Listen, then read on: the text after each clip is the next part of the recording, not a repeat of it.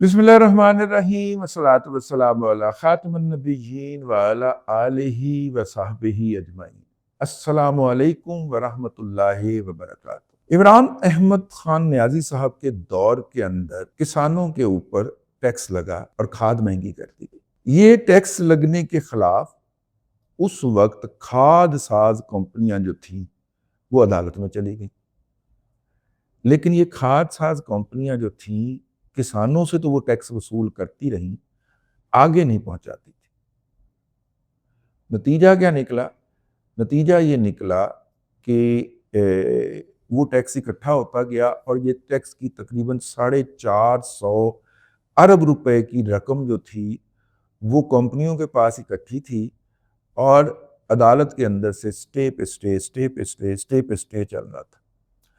पाकिस्तान के मौजूदा कानून के अंदर ये बात लिखी हुई है कि कोई भी अदालत, भले वो सिविल कोर्ट हो, भले वो हाई कोर्ट हो और भले वो सुप्रीम कोर्ट हो, वो मालियाती मामले के अंदर 90 दिन से ज़्यादा का हुक्म इम्तनाई यानी कि स्टे ऑर्डर जारी नहीं कर सकती।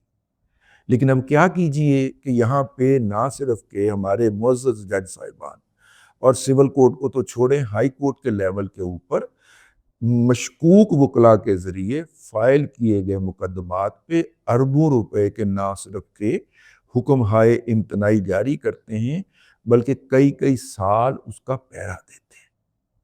हुकूमत ने एक टैक्स की वसूली का तकाजा किया, ठीक है, उन्होंने जाके स्टे ले लिया। अब स्टे के अंदर ये होता है कि ये रकम आप एहतजाजन कहीं पे किसी अकाउंट में जमा करवाते जाएंगे। अब देखिए, एक रकम आपने 4 साल तक या 5 साल तक जमा करवाई, उसके ऊपर सूद भी लगा, तो अगर 5 साल के बाद अदालत वो फैसला दे भी देती है तो उस बंदे को वो जो टैक्स होता है वो अदा करके ही उतनी रकम 4-5 साल में तो डबल हो ही जाती है ना? तो 4 साल में तो डबल हो ही जाती है। 4 साल के बाद अदालत ने फैसला करके कानून का बोलबाला भी कर दिया। उस बंदे को वो टैक्स मुफ्त में पड़ गया, क्योंकि वो पैसे जमा करता रहा है ना, तो रकम डबल हो गई। तो उसने तो अदालत को उतने ही पैसे देने हैं ना, उसने हुकूमत को उतने ही पैसे देने हैं अदालत के हुक्म के ऊपर जितने का जुर्माना हुआ था, ठीक है। और बाद का वो कंपनी मुनाफे में छूटती है जाके। तो कहने का मतलब ये था कि ये मुआवनतकारी इंतहाई भोंडे और घटिया अंदाज में लिखे गए कानून की खिलाफ वर्जी करते हुए जारी थी। अभी लाहौर के अंदर भी एक जज साहब के खिलाफ सुप्रीम जुडिशल काउंसिल में रेफरेंस फाइल किया एक वकील ने कि जनाब अदालत का मुआवन वकील वो इसी अदालत में दरख्वास्त दहिंदा का वकील बन के एक कंपनी की तरफ से, जो पेट्रोलियम कंपनी है शायद, उसकी तरफ से पेश हुआ है और 2.25 साल से जज साहब स्टे के ऊपर पहरा दे रहे हैं और आखिर में जब उसके अंदर दलाइल मुकम्मल हो गए तो जजमेंट रिजर्व करके बैठ गए। फायदा तो उस कंपनी को मिल रहा है ना, 4 साल पूरे करवाने होंगे ना, ठीक है। तो उसने सुप्रीम जुडिशल काउंसिल में बड़े लोगों ने उसको कायल किया, अप्रोच किया कि यार ना कर। इवन हुकूमती अहलकारों ने भी अप्रोच किया कि जज का पुत्र ही गया यार, जज का पुत्र जज ही गया, ना कर। उन्हें कहा नहीं भाई मैं तो करना है। इतनी दीदा दलेरी, इतनी खुले आम किस्म की। लेकिन खैर यार, मैं तो जो के खिलाफ मैं पढ़िया जाना वा, मैं गल कर बैठना वा, वो फिर वो जनाब चढ़ा देते हैं मेरे ऊपर, इसको ये नोटिस भी दें, इसको ये पाया ना। ग्राउंड रियलिटीज ही नहीं है ना।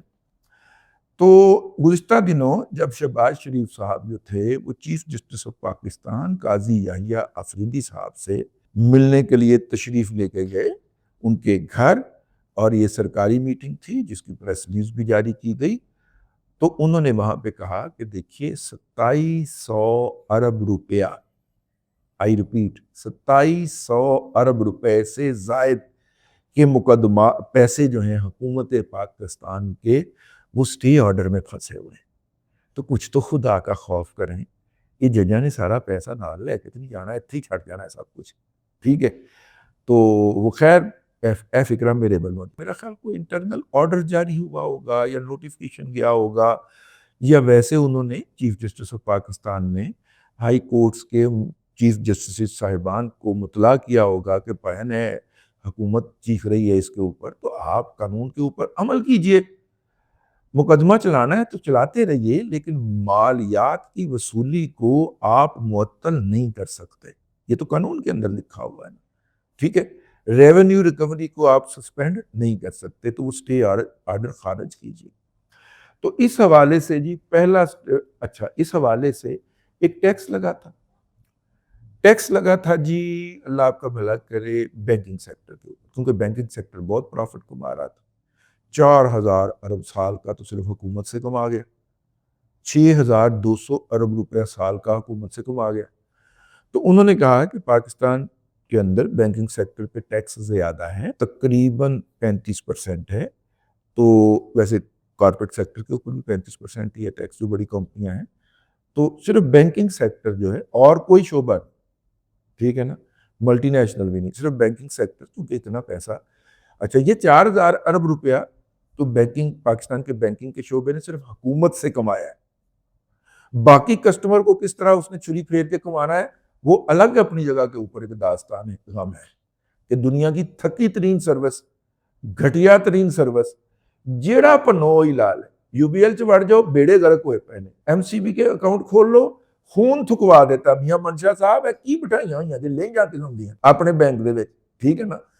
और अल्लाह आपका भला करे, जेएस तो आपको कबर की दीवारों तक छोड़ के आता है ना। मतलब मेरे 20,000 रुपया ਜਿਹੜਾ ਸੀ ਇੱਕ जेएस ਦੇ ਵਿੱਚ जमा हो, ठीक है, क्योंकि जेएस वाले मेरा अकाउंट देखते हैं ना। अच्छा, वो 20,000 रुपया वो जुर्मानों की मद में कट कट के मेरा अकाउंट जीरो करके उसने बंद कर दिया। यार खुदा का खौफ करें। उन्होंने कहा जी आपका अकाउंट मेंटेन तब रह सकता है कि आप 20,000 रुपया इसमें जो है वो करें। अच्छा, वो मुझे पता ही नहीं चला।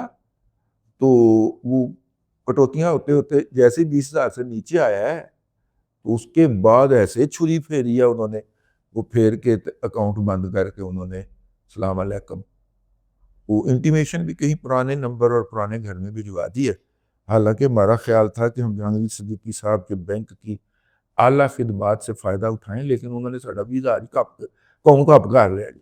खैर, ये होता है। मैं ज़ाती तौर पर मतलब मैं यूबीएल की पीको रोड ब्रांच के अंदर एक दिन गया, तो वहाँ पे एक जो ऑफिसर साहब जो थे, मेरा ख्याल है वो ब्रांच मैनेजर से नहीं थे, वो उसके नीचे एक छोटा मैनेजर होता है, एडमिन का इंचार्ज जो होता है, वो वहाँ पे ज़कात लेने के लिए आई, और ज़कात कह रहा हूँ पेंशन लेने के लिए आई हुई एक खातून को माँ बहन की नंगी गालियाँ दे रहा था।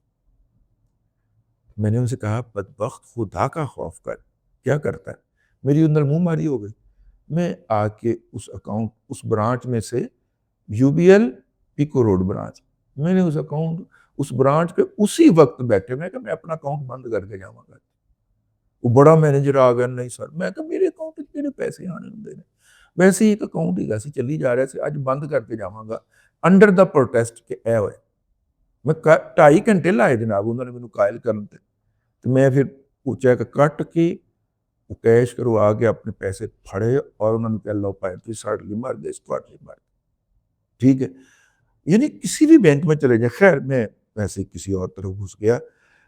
बैंकों का भी तो हमारा काफ़ी ज़्यादा प्यार मोहब्बत चलता रहता है। तो मैं अर्ज़ कर रहा था कि हुकूमत ने जो है वो बैंकिंग सेक्टर ने बहुत कमा लिया था, तो हुकूमत ने कहा कि यार आपने इतना कमाया है साल के अंदर, तो कुछ थोड़ा सा 10% टैक्स इजाफी दे दें। तो जनाब स्टे जारी होना शुरू हो गया। कराची में स्टे, लाहौर में स्टे, इस्लामाबाद हाई कोर्ट में स्टे, लो जनाब स्टे पे स्टे, स्टे पे स्टे, और स्टे चली जा रहा है। कई 3 महीने लग गए। तो वो जब प्राइम मिनिस्टर साहब जाके पिटे होते कि भाई खुदा दा खौफ करो, तो उन्होंने फिर नोटिफाई किया, तो वो स्टे अब खारिज होना शुरू हुए। पिछले 1 माह के अंदर पहले सिंध हाई कोर्ट से स्टे खारिज हुआ, तो कुछ 24 अरब रुपया हुकूमत के ख़जाने को चला गया वो टैक्स। फिर जनाब लाहौर हाई कोर्ट से स्टे खारिज हुआ, तो तकरीबन कुछ 12 अरब रुपया वहाँ से चला गया। और अब जनाब स्टे ऑर्डर जो है इंतज़ार है कि कब इस्लामाबाद हाई कोर्ट से खारिज होता है। अगरचे वहाँ पे फिर कोई ना कोई आज़ादी अदलिया का मसला बना के इस स्टे को फर्दर डिले कर दिया जाए, लेकिन अब फ़ायदा कोई, ठीक है ना। क्योंकि पहले इस्लामाबाद हाई कोर्ट में स्टे इसी बुनियाद पे हुआ था कि जी बाकी 2 ने भी स्टे कर दिया तो आप भी कहा था, तो उन्होंने कर दिया था। अब यहाँ से भी जब होगा, तो यहाँ से भी वो 5-6 अरब रुपया जो है, बल्कि इससे ज़्यादा ही है, मेरे ख्याल 14-15 अरब रुपया यहाँ से भी हुकूमत के कौमी ख़जाने में आएगा। ये 50 अरब रुपया निकला है। तो मैंने बात शुरू की थी कि इमरान अहमद खान न्याजी के दौर के अंदर इसी तरह का एक टैक्स जो था वो इकट्ठा होकर 450 अरब बन गया, और 450 अरब रुपया उन्होंने खाद साज अदारों को माफ करने का ऐलान कर दिया। यार 450 अरब रुपया बड़ी गाल होगी। तो ये स्टोरी जो थी काबीना के अंदर से ब्रेक की थी जनाब रऊफ कलासरा साहब ने, छोटे भाई ने। तो मैंने कहा कि उनको अप्रिशिएट किया जाए, और इसके ऊपर उन्होंने बहुत ज़्यादा वो डट गए थे, और जिसे कहते हैं रिपोर्टर ने उसको, जर्नलिस्ट ने उसको अपनी अना का मसला बनाया, और वो जो डकैती 450 अरब रुपया बड़ी रकम होती है, ठीक है, और उन्होंने उस डकैती को रुकवाने में अहम किरदार अदा किया था। जर्नलिस्ट यही कर सकता, शोर मचा सकता है, क्या लुटन लगे या खान लगे। तो कुजा के वो 450 अरब खा गए। कुजा के चाचू ने 34 अरब रुपया नहीं खाने दिया, उनके हलक से निकाल के कौमी खजाने में जमा करा दिया। ये अलग बात है कि जिस दिन इसकी खबर जारी हुई है उस दिन हमारे मेम्बरान कौमी असम्बली की तनख्वाहों में होशरुबा इजाफे की खबर भी मीडिया पे आई है। ये अलग बात है, लेकिन बहरहाल ये अपनी जगह के ऊपर है। खबरें बहुत सारी हैं जिसके अंदर जो है और भी बड़ी बातें होंगी। चलें उसके ऊपर एक नया व्लॉग करते हैं। फिलहाल के लिए इतना ही। अल्लाह तबारक व तआला आपको आसानियाँ अता करे और आसानियाँ खल्क़े खुदा में तकसीम करने की तौफीक अता करे।